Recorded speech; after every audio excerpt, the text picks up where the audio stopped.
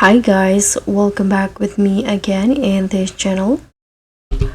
So on today's video, I'm going to show you how you can catch this mythic abyr squid in Fish It Roblox.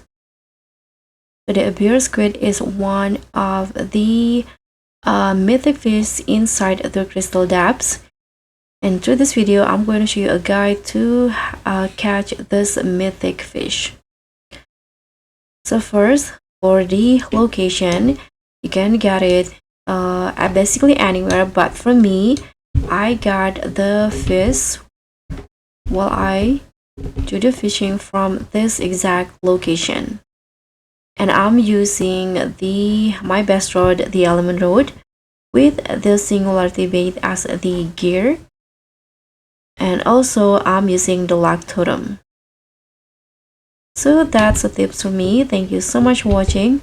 I hope you found this helpful. So don't forget to like, comment, and subscribe. Also click on the thanks. So I'll see you in the next tutorial.